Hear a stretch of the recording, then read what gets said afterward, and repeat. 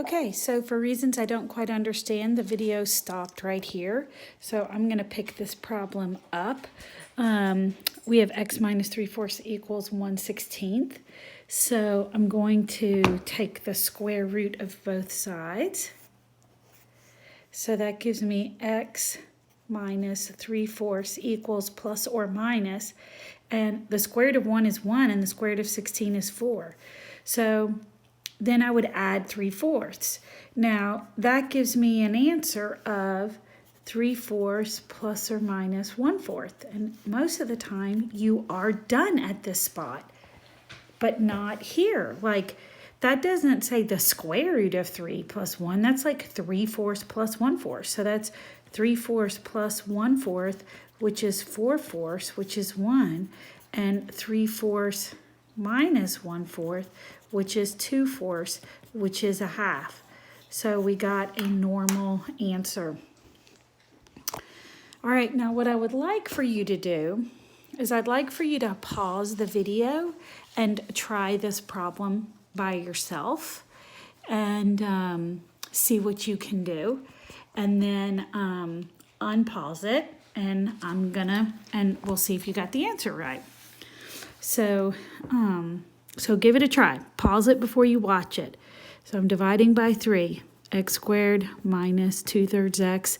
I'm going to go ahead and bring the 4/3 over. So then I have to find the mystery number. So I have to take half of 2/3, and the 2's cancel.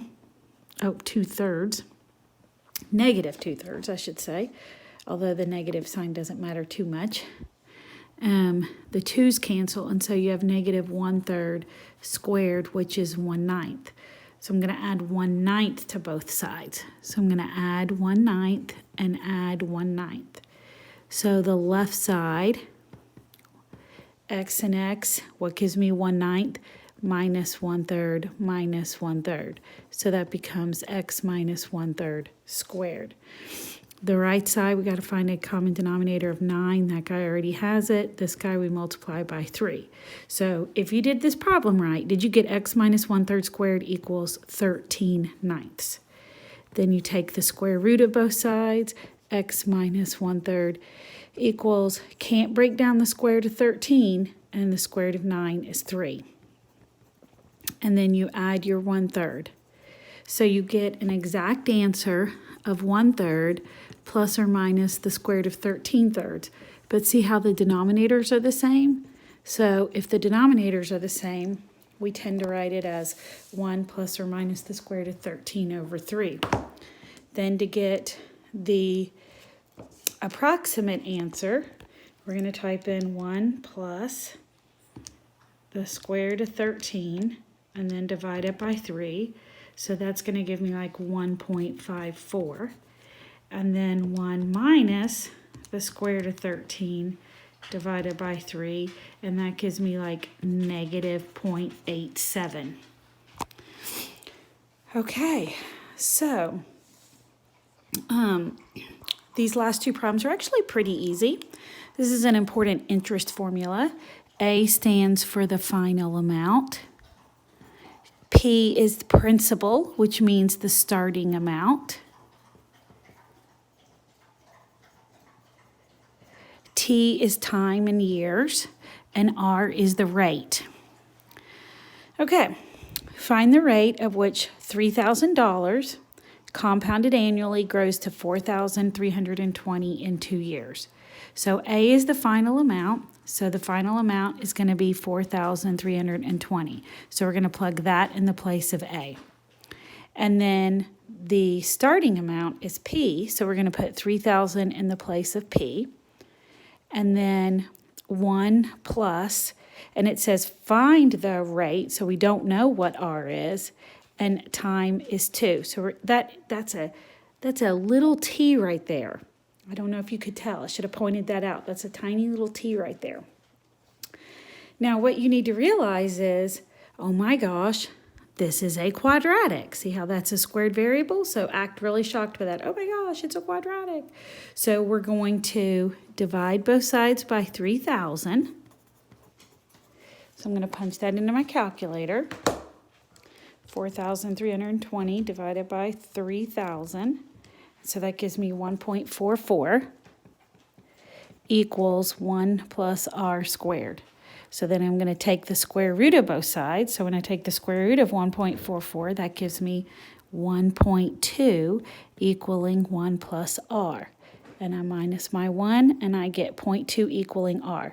So that, as a percent, that is 20%, which is a crazy interest rate. People really don't usually earn that much. Okay, this last word problem is probably even easier than that last word problem. So, neglecting air resistance, the distance, S of t, in feet traveled by a freely falling object is given by this formula. T is time in seconds. Use this formula to solve and round answer to 2 decimal places.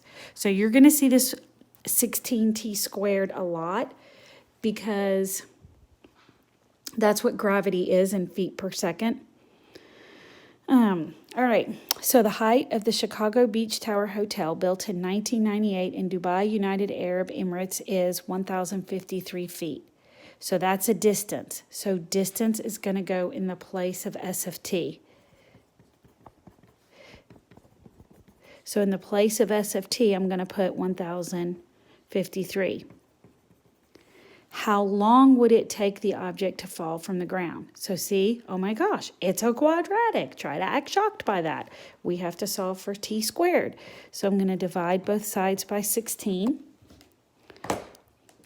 Now, 1,053 divided by 16. So that's 65. They said round to 2 decimal places. But that's when we get to the end, 65.8125 equaling t squared.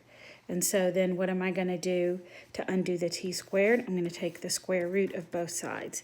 So I'm going to take the square root. Oh, I hit the wrong thing. I'm going to take the square root. I'm going to up arrow that guy. And round it to 2 decimal places would be 8.11. Now technically it's plus or minus 8.11. But because we're talking about time, we know time can only be positive. So that's the last video for today. See y'all tomorrow.